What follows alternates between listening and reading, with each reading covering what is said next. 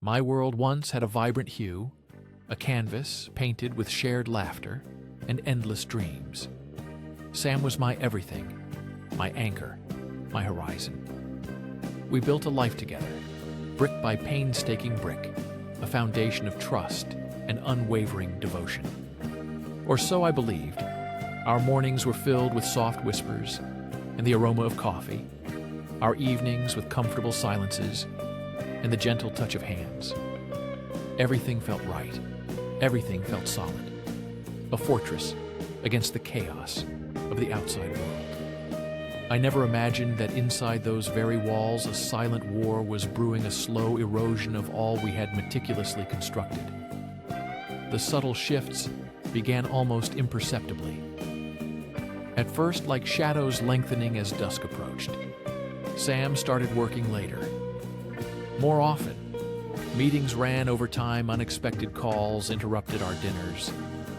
A strange distance crept into their eyes. A flicker of something I couldn't quite place, a new kind of preoccupation. Their phone became an extension of their hand, guarding it fiercely against mine. Innocent glances. A casual question about their day would sometimes be met with a vague answer or a dismissive wave. I tried to rationalize it. Stress from work. I told myself everyone gets busy. Sometimes relationships have their ups and downs. I convinced myself these were just temporary blips on our otherwise smooth journey. But the blips grew into significant tremors, an earthquake waiting to happen. I remember the sleepless nights lying beside Sam, feeling miles apart. My mind racing, trying to piece together the fragments of inconsistencies, the unexplained expenses, the sudden need for privacy, the cologne that wasn't theirs, clinging to their clothes, a faint, unfamiliar scent, a perfume. Perhaps I began to doubt my own sanity. My own perception was I overthinking? Was I imagining things? Was I turning into a paranoid partner? The thought itself terrified me. I loved Sam more than words could express. The idea of our love crumbling was a fear too profound to truly contemplate. I buried my suspicions deep down, hoping they would simply disappear, swallowed by the strength of our history. Then came the day my world imploded. The day the carefully constructed illusion shattered into a million irreparable pieces. I found it on their tablet. A series of messages. An entire conversation. A secret life laid bare before my disbelieving eyes. The words burned into my retina. Each syllable a dagger plunged into my heart. It wasn't just a flirtation, it was an affair. A sustained, deliberate betrayal with someone else. Someone I didn't know. Someone who had been sharing parts of Sam that I thought were exclusively mine. My breath caught in my throat. A silent scream escaped my lips. I couldn't breathe. I couldn't think. The world spun violently around me, a vortex of pain and disbelief. The confrontation was a blur, a haze of tears and accusations, and desperate pleas for truth. Sam stood before me, a stranger, their face a mask of guilt and shame. The apologies tumbled out, a torrent of excuses, a narrative of confusion and mistake, but none of it mattered. None of it could erase the images burned into my mind, the words echoing in my ears, the profound sense of violation. I felt like a fool, a naive child who had believed in fairy tales, while the wolves circled outside the door. Every memory we shared, every tender moment, every future plan, now tainted by this bitter revelation. It was as if someone had taken a sledgehammer to the very core of my existence, leaving only rubble and a gaping wound. The weeks that followed were a testament to human resilience, or perhaps human stubbornness. I don't know, I existed in a fog, a permanent state of grief and shock. Simple tasks felt insurmountable. Eating, sleeping, talking, all became monumental efforts. The pain was a physical weight on my chest, a constant ache that never subsided. I questioned everything about myself, about Sam, about love itself. Was I not enough? Was I unlovable? Was I blind? How could I have missed it all? How could someone I trusted so completely inflict such unimaginable pain? I swung between intense anger directed at Sam and the other person, and a crushing wave of self-pity and despair. I tried to mend things for a while, a futile attempt to superglue broken glass. We went to therapy. We talked. We cried. But the trust was gone, irrevocably shattered like a priceless vase dropped from a great height.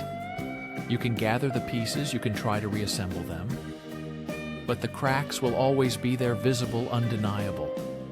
A constant reminder of the breakage. Every touch felt hollow. Every word felt loaded with unspoken meaning. The intimacy we once shared had evaporated, replaced by a chasm of doubt and resentment. I realized eventually that trying to force a healing that wasn't organic was only prolonging my own suffering. It was like trying to breathe life back into something already dead. The decision to walk away was agonizing but necessary. It was the hardest choice I ever had to make, to tear myself away from a person I still loved, despite their actions to dismantle a life we had carefully built together. To step into an unknown future alone was terrifying. But the alternative, staying in a relationship devoid of trust and respect, was even more frightening. It was a choice for myself, for my own sanity, for my own chance at genuine happiness. Again, it wasn't about punishing Sam. It was about saving Alex, about rebuilding my own sense of self-worth that had been so severely damaged. The journey since then has been long and arduous, a slow climb out of a very deep valley. There were days I thought I wouldn't make it, days when the loneliness was overwhelming, when the memories haunted my every waking moment. But slowly, gradually, almost imperceptibly, the light started to return. I reconnected with friends. I rediscovered old hobbies. I found new passions. I learned to trust my own instincts again, to listen to that quiet voice inside me that had tried to warn me all along. I learned that forgiveness is not about excusing the betrayal, but about releasing yourself from the burden of anger and bitterness. It is a gift you give to yourself. I am not the same person I was before the betrayal. That naive, trusting soul is gone, replaced by someone wiser, more cautious, more resilient. I carry the scars, but they are not ugly. They are badges of survival, reminders of my strength, of my capacity to endure profound pain and emerge on the other side. I understand now that some relationships are meant to teach us lessons, even painful ones. I learned about boundaries, about self-respect, about the absolute necessity of authentic trust. I learned that true love is not about possession or perfection, but about mutual respect, unwavering honesty, and a willingness to truly see and value another person. Now my canvas is still being painted, but this time I hold the brush and I am choosing the colors carefully. I am building a new future brick by brick, a foundation of self-love and newfound strength. Every choice I make is now truly mine. Every path I take is charted with intention. And for the first time in a very long time, the horizon looks bright again. Not because someone else is painting it for me, but because I am painting it for myself.